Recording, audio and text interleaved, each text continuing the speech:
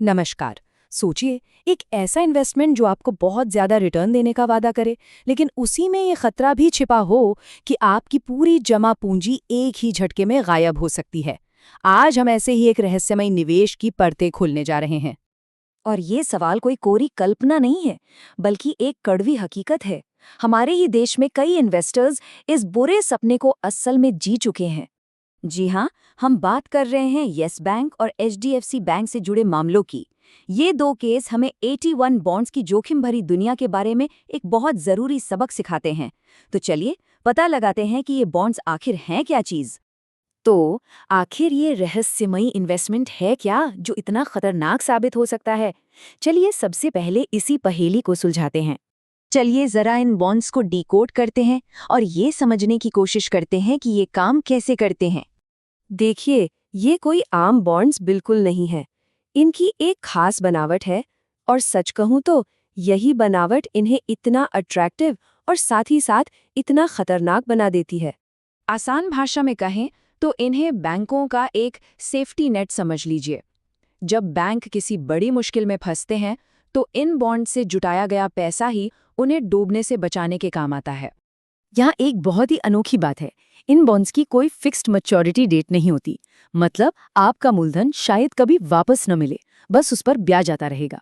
और दूसरी बड़ी बात ये कि बैंक जब चाहे इन्हें वापस खरीद सकता है, लेकिन अब यानी इन्वेस्टर इन्हें अपनी मर्जी से वापस नहीं बेच सकते।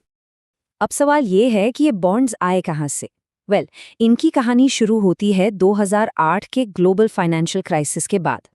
तब दुनिया भर में ये तय किया गया कि बैंकों को भविष्य में ऐसे संकटों से बचाने के लिए एक मजबूत कैपिटल बफर रखना ही होगा, और ये बॉन्ड्स उसी जरूरत से पैदा हुए।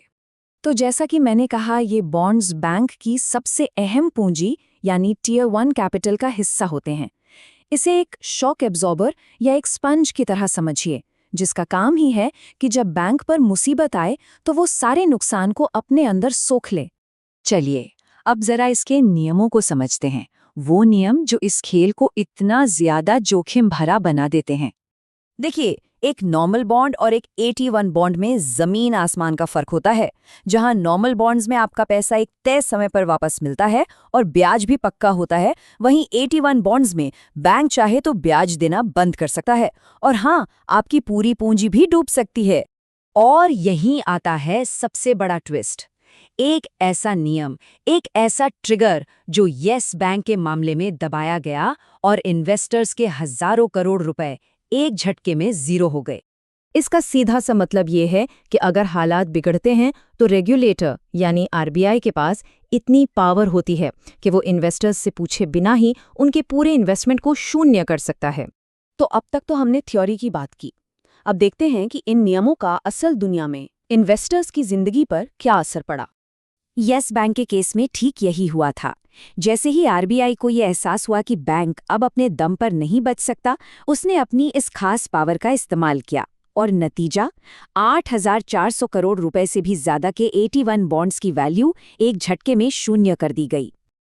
अब आते हैं एचडीएफसी बैंक के मामले पर, और ये समझना बहुत जरूरी है कि ये केस येस बैंक वाले मामले से बिल्कुल अलग था। यहाँ बात बैंक के अपने बॉन्ड्स के डूबने की नहीं थी। यहाँ आरोप ये था कि बैंक के कुछ कर्मचारियों ने अपने ग्राहकों को एक दूसरे बैंक यानी क्रेडिट स्विस के बेहद रिस्की 81 बॉन्ड्स को ये कहकर बेच दिया कि ये सेफ है और फिक्स्ड मैच्योरिटी बॉन्ड्स की तरह हैं। ये मिस सेलिंग का एक क्लासिक मामला था, जहां इन्वेस्टर्स से जोखिमों को पूरी तरह छुपाया गया था। तो इन सारी घटनाओं से, इन किस्सों से एक निवेशक को क्या सबक लेना चाहिए? मतलब इसमें कई लेवल्स पर रिस्क है। पहला, क्रेडिट रिस्क यानी बैंक की माली हालत कैसी है। दूसरा, इंटरेस्ट पेमेंट रिस्क यानी बैंक ब्याज देना बंद कर सकता है। और तीसरा और सबसे बड़ा, राइट डाउन रिस्क यानी आपकी पूरी पूंजी जीरो हो सकती है। तो जाहिर है, ये बॉन्ड्स हर किसी के लिए नहीं बने हैं। ये सिर्फ उन बड़े और अनुभवी इन्वेस्टर्स के लिए हैं, जिन्हें हम एचएनआईज कहते हैं, जो इन सभी जटिलताओं को अच्छी तरह समझते हैं और अपनी पूंजी खोने का जोखिम उठा सकते हैं। और इसका एक बड़ा कारण ये भी है कि इनमें इन्वेस्ट करने के लिए जो मिनिमम अमाउंट चाहिए, वो ही बहुत ज़्यादा होता है। आमतौर पर ये 10 लाख से शुरू होता है और कई बार तो 1 करोड़ तक भी पहुंच जाता है। ये इसे छोटे इन्वेस्टर्स की पहुंच से दूर रखता है। और आखिर में ये सब हमें एक बहुत बड़े सवाल पर लाकर खड़ा कर देता है। क्या ज्यादा रिटर्न का लालच कभी उस छिपे हुए जोखिम के लायक हो सकता है? 81 बॉन्ड्स हमें यही याद दिलाते हैं कि इन्वेस्टमेंट की दुनिया में हर ऊंचे रिटर्न के पीछे अक्सर एक ऊंचा और कभी-कभी अनदेखा किया गया जोखिम भी छिपा होता है।